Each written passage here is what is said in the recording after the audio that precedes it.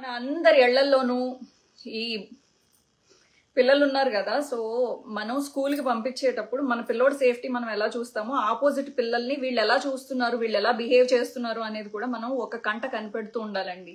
మనకి తెలియకుండా వీళ్ళకి ఏమన్నా సైకలాజికల్ ప్రాబ్లమ్స్ ఉన్నాయా, లేకపోతే ఇతరులని ఏడిపించి నవ్వుకునే లక్షణం ఏమన్నా ఉందా, ఎదుటి వాళ్ళకి పేర్లు పెట్టి లేకపోతే టీచర్లకి పేర్లు పెట్టి టీచర్ని టార్చర్ చేసే స్టూడెంట్స్ ఉన్నారు. అలాగే స్టూడెంట్స్ ని పక్క స్టూడెంట్స్ ని ఏడిపించే పిల్లలు ఉన్నారు. ఆ పిల్లల మనస్తత్వం అనేది ఎలా ఉంటుంది అనేది ఒకసారి మీరు వాళ్ళ మీద కన్నేసి ఉంచండి. ఎందుకంటే ఈ పిల్లల టార్చర్ వలన ఇంకొక పిల్లలు చచ్చిపోవడం అనేది, అది మన ఇంట్లో పిల్లలు చచ్చిపోతే మనం ఎలా ఊరుకుంటామా? ఆపోజిట్ పిల్లల్ని ఊరుకోం కదా. మరి మన ఇంట్లో పిల్లలు వేరే పిల్లల్ని టార్చర్ పెట్టడం కూడా తప్పే కదా. మన పిల్లల మనస్తత్వం ఎలా ఉంది అనేది ఒక కంట కనిపెడుతూ ఉండాలి. మన దగ్గర లొంగుంటున్నారు కదా, మనం కొడితే ఊరుకుంటున్నారు కదా అని చెప్పేసి అనుకోకండి. అసలు పిల్లల మనస్తత్వాల్లో ఈ మధ్య కాలంలో అనేకమైన మార్పులు వచ్చినాయి. ఈ మధ్యకాలంలో ఈవెన్ స్కూల్స్ కానీ లేకపోతే కాలేజెస్ కానీ వాళ్ళ ఫీజులే వాళ్ళకు ముఖ్యం కానీ అసలు పిల్లల మనస్తత్వంలో ఏమైనా తప్పుగా వెళ్తున్నారు, తప్పుదారి పడుతున్నారు, వీళ్ళు డ్రగ్స్ కి ఇంట్రెస్ట్ చూపిస్తున్నారు, గాంజా తాగుతున్నారు, లేకపోతే పక్క పిల్లల్ని ఏడిపిస్తున్నారు, లేకపోతే ఆ పిల్లల్ని టార్చర్ చేస్తున్నారు, గ్రూపులుగా తయారవుతున్నారు వీళ్ళు అనుకున్నప్పుడు కాలేజ్ యాజమాన్యం అవ్వచ్చు, స్కూల్ యాజమాన్యం అవ్వచ్చు, వాళ్ళ మీద కఠినంగా చర్యలు తీసుకోవాలి. ఎందుకంటే ఈ పిల్లల ఆత్మహత్యలు పెరిగిపోయినాయి అండి, స్టూడెంట్స్ ఆత్మహత్యలు పెరిగిపోయినాయి. It's not a good sign. మన దేశానికి కావచ్చు, రాష్ట్రానికి కావచ్చు, అలాగే మన ఊరికి కావచ్చు. యువత అనేది చాలా ముఖ్యం కదా. ఎవరు నోరిప్పరు, ఎవరు దారి వాళ్ళది. ఇప్పుడు అశ్లీలత ఎక్కువైపోయింది. ఆ అమ్మాయి చక్కగా చున్నీ వేసుకొచ్చినా, లేకపోతే బాత్రూముల్లో కెమెరాలు పెడతారు హాస్టల్లో ఆడపిల్లలకి. గవర్నమెంట్ కాలేజీల్లో గవర్నమెంట్ హాస్టల్స్ లో కూడా ఎన్నో బయటపడినాయి ఇలాగా సీసీ కెమెరాలు పెడుతున్నారు బాత్రూముల్లో అనేది. ఎంత దారుణం అండి. వాళ్ళకి ఏదో దిక్కు దివానం లేకే కదా గవర్నమెంట్ హాస్టల్స్ లో జాయిన్ అవుతున్నారు. వాళ్ళ మాన ప్రాణాలతో ఆడుకుని అదేం కర్మ, అదెంత తప్పు. ఇప్పుడు నువ్వు ఒక అమ్మాయికి నువ్వు పిచ్చి కమెంట్ పెట్టి లేకపోతే పిచ్చిగా ఏడిపించాలనే మనస్తత్వం నీకు ఉందంటే నీ ఇంట్లో ఉన్న ఆడపిల్లల్ని వేరే వాడొచ్చి ఏడిపిస్తాడబ్బా. మీరు ఈ పార్టీ, మేము ఈ పార్టీ, లేకపోతే నువ్వు ఆడదానివి నేను మగోడిని, ఇది ఎక్కువైపోయింది. ఇది వేరే వాళ్ళ పార్టీ కాబట్టి ఈ అమ్మాయిని అసహ్యంగా తిట్టాలి, ఇది ఆడదు కాబట్టి మనం ఇష్టం వచ్చినట్టు మాట్లాడితే ఇది పడి ఉంటుంది. స్లీవ్లెస్ వేసుకుంది కదా, ఆ స్లీవ్లెస్ గురించి ఏదో ఒకటి ఆంటీ కాంటీ అని చెప్పేసి లేకపోతే అంతకన్నా చిల్లర్ కమెంట్స్ ఏదైనా పెట్టేస్తే అయిపోతుంది. వాళ్ళని మనసు అవతలోడిని ఏడిపించడమే లక్ష్యంగా పెట్టుకుని ఏడిపించడమే పెట్టుకుంటే దేవుడు అనేవాడు లేడా? లేకపోతే ప్రకృతి అనేది లేదా?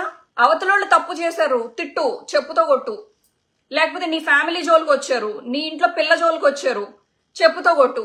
మళ్ళీ నువ్వు సోషల్ మీడియాలో దూరి వేరే వాళ్ళని పిచ్చి కమెంట్లు పెడితే అప్పుడు నీకు హక్కు లేదు. నువ్వు ఇక్కడ ఒకళ్ళని ఏడిపిస్తే నీ పిల్లల్ని ఏడిపించడానికి ఇంకొకటి తయారవుతాడు.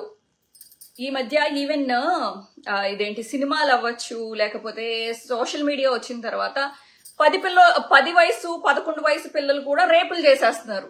చిన్న పిల్లల్ని స్కూల్లోనే రేపులు చేసేస్తున్నారు. ఏం చెప్పుకుంటారు తల్లిదండ్రులు వచ్చి? ఎంతని చెప్పుకుంటారు? రేపులు చేసేసి చిన్న పిల్లల్ని కాలువల్లో పడేస్తున్నారు. నేను మళ్ళీ ఇది ఇంకొకటి చెప్తున్నాను, ప్రతిదీ ఆంధ్రప్రదేశ్ కి కలపకండి. నేను ఓవరాల్ వరల్డ్ వైడ్ ఏం జరుగుతుంది, భారతదేశంలో ఏం జరుగుతుంది, తమిళనాడులో జరుగుతుంది. ఇప్పుడు నేను బేస్ చేసుకున్నదే కేరళ మీద బేస్ చేసుకుని మాట్లాడుతున్నాను. పిల్లల ఆత్మహత్యలు పెరిగిపోయినాయి, పిల్లల్ని ఏడిపిస్తున్నారు. ఒక కంట కనిపెట్టండి, స్కూల్లో కనిపెట్టండి, కాలేజీల్లో కనిపెట్టండి. మీరు పిల్లల్ని స్టూడెంట్స్ మీద రుద్దకండి ఫీజులు. అవును, పిల్లలు స్టూడెంట్స్ కి తెలీదా కాలేజీలు జాయిన్ అయ్యేటప్పుడు కాలేజీలకి ఫీజులు కట్టాలని తెలీదా? అవి ప్రైవేట్ కాలేజీలని మీకు తెలుసు కదా. జాయిన్ అయ్యేటప్పుడు కట్టలేనప్పుడు ఎందుకు జాయిన్ అవ్వాలి? గవర్నమెంట్ కాలేజీల్లో జాయిన్ అవ్వచ్చు కదా, ఎందుకు ఆ టార్చర్ తీసుకోవాలి? ఫీజు అడిగితే మీరెందుకు దూకేయాలి? ఫీజు అడుగుతారు కదా మరి. అంటే ఫీజు అడిగే విధానంలో కూడా టార్చర్ చేయడం, దాన్ని స్మూత్ గా అడగడం కూడా ఉంటది అనుకోండి, అది వేరే విషయం. మొత్తం అంతా స్టూడెంట్స్ తప్పు అని నేను అనట్లేదు, కానీ మన స్తోమతను బట్టి మనం ఎన్నుకోవడం అనేది చాలా చాలా ఉత్తమం. ప్రతిదానికి గవర్నమెంట్, ప్రతిదానికి పోలీస్ ని మనం అన్ని వేళ్లలోనూ వేలెత్తి చూపించకూడదు. మన వైపు నుంచి ఉంటాయిగా, మనం మన కుటుంబాల్లో పెరుగుతున్న పిల్లలకి మనం చూసుకోవాలి కదా. మీరు సెల్ ఫోనుల్లో మునిగిపోయి పిల్లల పెరుగుదలని, పిల్లలతో మాట్లాడాల్సిన 4 మాటలు, ఒక సెక్స్ నాలెడ్జ్ గురించి అవ్వచ్చు, పిల్లలకి ఎందుకు చెప్పరు? వాడు చూస్తున్నాడు కదా, మీరు ఫోన్ వాడికి ఇచ్చేస్తున్నారు కదా, వాడు చెత్తంతా చూస్తున్నాడు. ఆడికి 10వ సంవత్సరానికి 11వ సంవత్సరానికి ఇది లెగిసిపోతుంది. ఆడికి లెగిసిపోయి కనపడిన వాళ్ళతో అసభ్య ప్రవర్తనలు. చిన్నపిల్లలు ఎవరు ఏది నెలల పిల్లల్ని, పసికందుల్ని కూడా రేపులు చేయడాలు చిన్నపిల్లలు. చేయకపోతే ఏం చేస్తారు? మీరు సెల్ ఫోన్ ఇచ్చేయండి వాళ్ళ చేతులకి. ఇది ఎవరు మాట్లాడరు. ఎవరైనా జనాల్లోకి వచ్చి నాలాంటి అమ్మాయి వచ్చి మాట్లాడింది అనుకోండి, అప్పుడైనా రియలైజ్ అయ్యి కొంచెం మారతారా అంటే లేదు. మన పిల్లల్ని మనం మార్చుకోము. ఏదో ఒక రోజు మనకి చెళ్ళుని తగిలిన తర్వాత సోషల్ మీడియాలో కమెంట్స్ పెడుతురు గాని, వాళ్ళ పిల్లోడు ఇలా చేశాడంట, అయ్యో మన ఆంధ్రాలో పలానా ప్లేస్లు, లేకపోతే తమిళనాడులో పలానా ప్లేస్లు ఇలా జరిగిందంట, ఒక పిల్లోడు ఇలా చేశాడంట, ఒక పిల్లని, ఒక 6 నెలల పసికందుని ఇలా చేశారంట, అలా చేశారంట, అసలు బుద్ధి లేదా, తల్లిదండ్రులు ఏం చేస్తున్నారని కమెంట్స్ పెట్టడం వరకు చేయండి. మీరు ఇంట్లో పిల్లల్ని మీరు ఎలా పెంచుతున్నాము అనేది మాత్రం మీరు ఒక కన్నేసి మాత్రం ఉంచుకోండి. ఈ మధ్య కాలంలో ఎందుకు నేను ఎంత మొత్తుకుంటున్నాను అని అంటే, ఈ మధ్య కాలంలో పిల్లలు ఆత్మహత్యలు పెరిగిపోయినాయి. పిల్లలు ఏడిపిస్తుంటే సాటి పిల్లలు వెళ్ళి ఆత్మహత్యలు చేసుకుంటున్నారు. పిల్లలకి చెప్పేవాళ్ళు కరువైపోయారు. తల్లిదండ్రులు చెప్పట్లేదు, స్కూల్లో టీచర్స్ సరిగ్గా చెప్పట్లేదు. సోషల్ మీడియాలో పిచ్చి పిచ్చి రీల్స్, పిచ్చి పిచ్చి ఇవన్నీ చూసి చెడిపోతున్నారు అని చెప్పి ఎంత చెప్పినా మారరు. అందరికి చెప్పండి, తెలిసిన వాళ్ళకి చెప్పండి, పిల్లలు ఏం చేస్తున్నారో కంట కనబడుతూ ఉండండి. రోజులు బాగోలేదు, పిచ్చి ప్రవర్తన ఏమైనా ఉంటే ఇమీడియట్ గా వాళ్ళ మనస్తత్వం మారేలాగా ఏదైనా ట్రీట్మెంట్ చేయండి, 4 దెబ్బలు తగిలించండి. నా చెల్లిలే కదా, నేను ఎలా అయినా కొట్టినా పర్వాలేదు, నా చెల్లిలే కదా, నువ్వు ఆడదానివి అని ఇంటి దగ్గరే మొదలవుతుంది ఆ పిల్లని దొక్కడం. మన ఇంట్లోనే చేస్తారు ఇదేంటి టార్చర్ ఆ పిల్లని.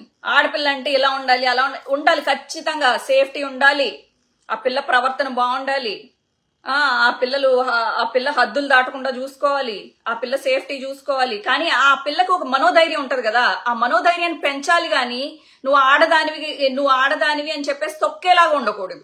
అన్నయ్య ఏంటంటే ఏం చెప్పాలి, నేనున్నాను రా నీకు అని చెప్పేసి చెప్పాలి.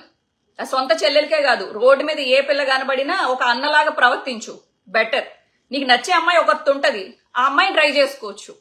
ప్రతి ఆడదాన్ని విచ్చలవిడిగా కమెంట్స్ చేసి అసభ్యంగా ఏదో పిచ్చి టచ్చులు చేసుకుంటూ పిచ్చి ఆనందాలు పొందకూడదు. నా ఊపిరి ఉన్నంత వరకు ఒక 4 మంచి ముక్కలు చెప్తాను. లేదు నువ్వెంత నీ బతికెంత అని మాట్లాడే వాళ్ళు ఉంటారు, వాళ్ళని మనం ఎలాగ పట్టించుకోకూడదు. అట్లీస్ట్ మనం మాట్లాడే వాళ్ళు పబ్లిక్ గా వచ్చి కొంతమంది మాట్లాడకపోతే స్కూల్స్ కానీ కాలేజెస్ కానీ తల్లిదండ్రులకు కానీ ఎక్కడ తప్పులు జరుగుతున్నాయి అనేది మేమేదో కమిటీ వేసాము, లేకపోతే పిల్లలకి మా దగ్గరకు ధైర్యంగా వచ్చి కంప్లైంట్ చేయండి అని ప్రతిరోజు స్కూల్లో క్లాస్ టీచర్ చెప్పించాలి. అమ్మ మీకు ఎవరైనా ఏమన్నా అంటే మా దగ్గరకు వచ్చి చెప్పుకోండి, మేము యాక్షన్ తీసుకుంటాం, మీలో మీరు కుమిలిపోకండి అని చెప్పి మనోధైర్యాన్ని ఇవ్వాలి.